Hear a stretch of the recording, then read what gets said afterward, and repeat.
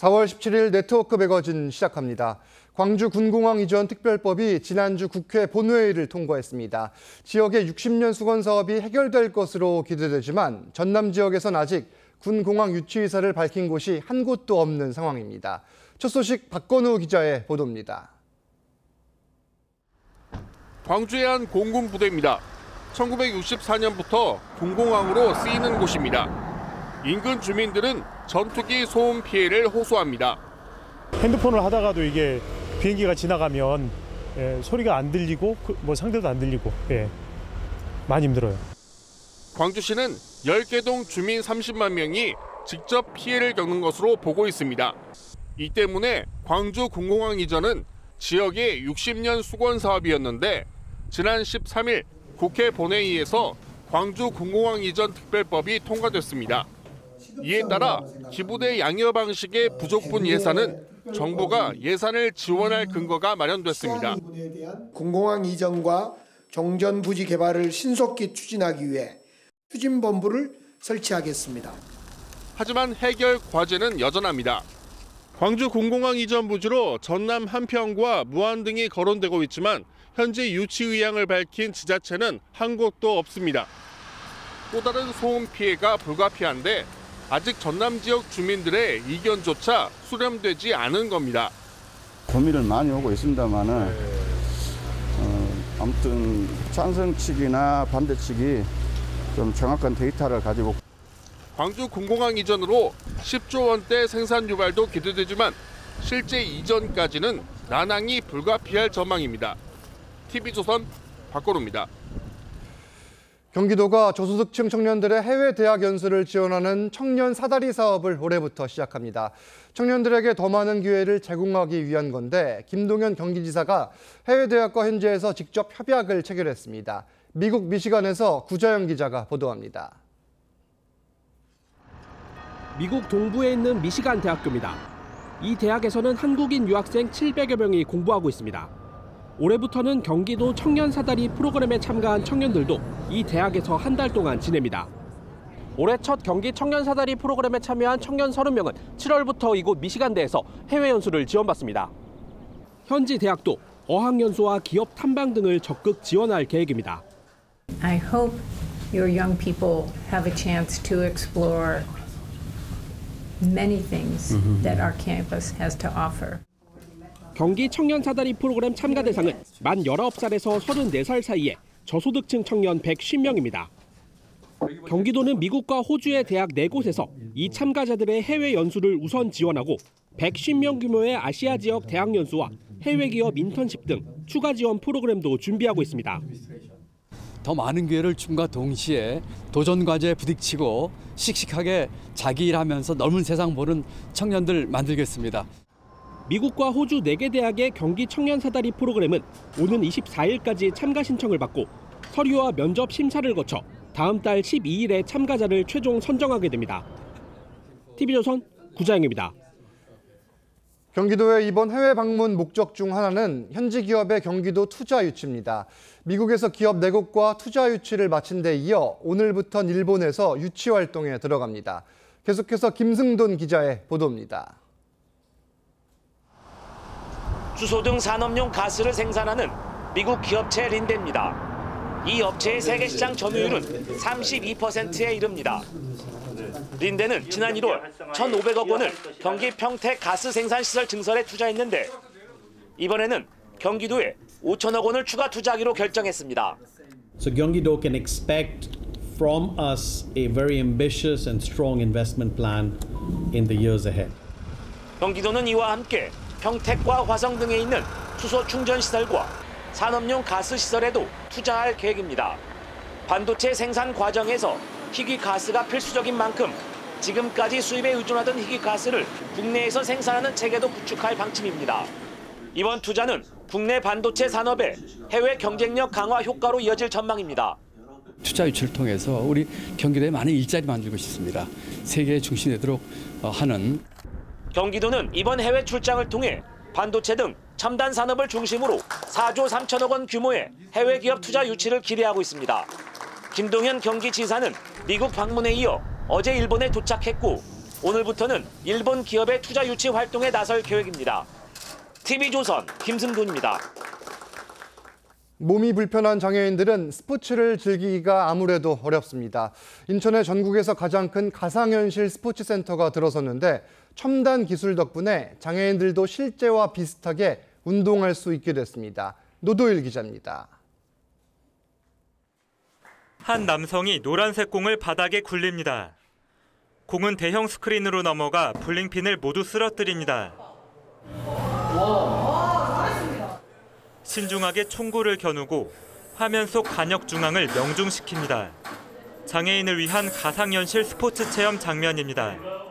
너무 재미있었고요. 이렇게 다양한 게 있었는지 몰랐어요. 사격 못 해봤었는데 이번에 해보니까 재밌었던 것 같아요. 지난달 인천 문학경기장 지하에 들어선 가상현실 스포츠 체험센터입니다. 볼링과 탁구 등 10가지 스포츠와 자동차 경주 장비 등이 마련됐습니다. 전국에서 가장 큰 규모입니다. 바닥과 벽, 천장에 장착한 움직임을 감지하는 고성능 센서 덕분에 실제 경기처럼 느껴집니다. 스포츠 체험은 물론 직접 운동을 하는 효과도 얻을 수 있습니다. VR이라는 그런 가상현실에서 조금의 움직임만으로 이제 운동량을 많이 늘릴 수 있다는 부분에서 너무너무 좋았고, 인천시는 이 같은 장애인 체험 공간을 확대 설치할 계획입니다. 일반 공공체육시설에서도 장애인 전용 프로그램을 확대하는 등 장애를 가진 시민들이 건강한 삶을 영위하는 인천 가상현실 스포츠 체험센터는 장애인 체육회 홈페이지로 신청하면 누구나 무료로 이용할 수 있습니다. TV조선 노도일입니다. 건물 위주로 정해진 도로명 주소는 위급한 상황에선 아무래도 위치를 찾기가 쉽지 않습니다. 인천 서구가 버스 정류장이나 가로등과 같은 곳에 위치를 손쉽게 알려주는 사물 주소판을 설치해 눈길을 끌고 있는데 강석 기자가 현장 취재했습니다. 인천 서구의 한 버스 정류장입니다. 버스 정보를 안내하는 표지판 한쪽에 주소가 적혀 있습니다. 위급 상황에 대비할 수 있는 사물 주소입니다. 시민들은 안전사고나 범죄 등이 발생했을 때 근처 주소판을 확인한 뒤 신속하게 현재 위치를 알릴 수 있습니다. 인적이 드문 골목길에 한 여성이 걸어갑니다. 도로명 주소 표지판이 LED 조명을 받아 환하게 빛납니다. 여성들의 안전을 위해 조명 표지판으로 교체했습니다. 어딘지 확실히 모를 때가 많은데 저렇게 주소가 있으면 위험할 때 경찰에도 확실하게 알릴 수 있고 좀 더 안심할 수 있어요. 인천 서구는 어린이 공원과 육교 등 707곳에 이 같은 주소판을 부착했습니다. 앞으로 우체통과 비상소화전 등 더 많은 시설물에 주소판을 설치할 계획입니다. 통일된 사물 주소가 있으면 그 제3자와 본인의 위치를 설명할 때 아주 용이하거든요. 인천 서구는 인터넷 포털 사이트와 자동차 내비게이션에서도 사물 주소판 검색이 가능하도록 할 방침입니다. TV조선 강석입니다. 계속해서 네트워크 매거진 초대석 시간입니다. 도농복합도시인 경북 상주시는 최근 중부 내륙선과 남부 내륙철도를 연결하며 국토 균형 발전 계획을 진행하고 있습니다. 지방 소멸을 막기 위해 대구에서 일하는 군부대 유치에도 나섰는데 강영석 상주시장 모시고 자세한 이야기 나눠보겠습니다. 안녕하세요. 안녕하세요. 네, 안녕하세요. 먼 길 오시느라 정말 고생 많으셨습니다. 일단 네. 상주시가 내건 목표 산업 간의 균형을 이루는 경제 상주인데 구체적으로 어떤 일을 추진하고 있습니까? 예, 상주시의 지역 총생산 구조를 보면은요, 1차 산업 농업이 2차 산업 제조업보다 비중이 2배나 됩니다. 예. 경상북도 10개 시 중에서 제조업 기반이 가장 취약한 도시가 또 상주이고요. 그러다 보니까 경상북도 내 총생산에서 상주가 차지하는 비중 또한 매우 낮습니다. 그래서 농업은 농업대로 발전을 시키면서 2차 산업과 3차 산업을 강하게 발전시키겠다는 그런 전략이고요. 최근에 지난 3년간 제가 취임을 하고 우리 상주는 1조 7천억의 투자 유치를 했습니다. 예. 그중에서 1조 1천억이 2차 전지 음극재 분야에서 지금 투자가 진행되고 있고요. 최근에는 60만 평 공단을 2차 전지 특화산단으로 개발하기 위한 업무 협약을 했습니다. 지금 뭐 1, 2, 3차 산업이 균형을 이루도록 하겠다 이런 지금 계획이신데 그렇습니다. 정부의 국가균형 발전 있잖아요. 이거에 맞춰서는 어떤 준비를 하고 계십니까? 윤석열 정부의 지방 분권이나 균형 발전 정책은 아주 획기적이라고 생각을 합니다. 그래서 우리 상주시는 제2차 공공기관 지방 이전이라든지 특화단지 공모라든지 향후에 있을 기회발전 특구 공모 등의 사활을 걸고 있습니다. 자, 여기에 지금 농업과 관련해서는 또 눈에 띄는 게 스마트팜 혁신밸리 이 내용을 운영을 하고 계시는데 이거는 어떤 부분입니까? 스마트팜 혁신밸리는 상주 스마트팜 혁신밸리가 지금 43헥타의 면적에 1,548억 원의 사업비가 현재까지 투자가 되었습니다. 한마디로 말씀을 드리면요, 미래 농업을 개척하기 위한 전쟁기지이다, 이렇게 생각하시면 될 거고요. 청년들이 농업에 쉽게 진입할 수 있도록 이렇게 이끄는 그런 기관이라고 생각을 하시면 될 것입니다. 이를 통해서 일자리를 창출하겠다 이렇게 기대를 하고 계신 것 같은데 제가 앞부분에 말씀을 드렸지만 대구시에 있는 군사시설 유치에 나섰다고 하는데 지금 상주가 가진 경쟁력이 있습니까? 경쟁력이 있죠.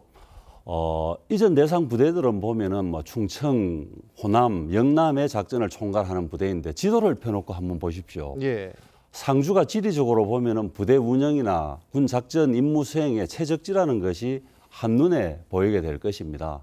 또한 상주는 도로교통의 아주 요충지입니다. 이러한 도로교통의 요충지로서의 역할, 또 지리적으로 행정수도인 세종과 가깝고 육해공군의 본부인 국군지휘부, 또 대전광역시의 국가 주요 시설, 이러한 기관들을 방어하고 하는 측면에서 아주 용이한 지역이라고 저는 생각을 합니다. 만약에 이전을 하게 된다면은 부대원 또는 부대원 자녀들이 있잖아요. 이분들에게 혹시 제공할 만한 것들이 있을까요? 예, 있습니다. 상주가 가지고 있는 전략적인 강점 외에도 상주는 육군의 수건 사업에도 관심을 가지고 있고요.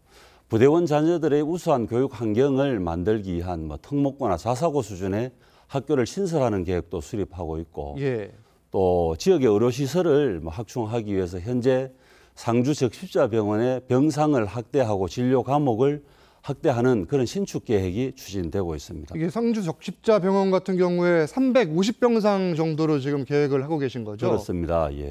자, 여기에 지금 중부 내륙선과 남부 내륙선을 잇는 문경, 상주, 김천 사이에 고속화 철도도 건설을 하고 있다고 할 계획인가요? 아니면 하고 있는 건가요? 금년부터 이제 기본 설계가 시작이 됩니다. 기본 설계가 시작된다. 2030년까지 준공 목표입니다. 그러면 건설의 기대 효과, 추구하는 발전 방향이 있을까요?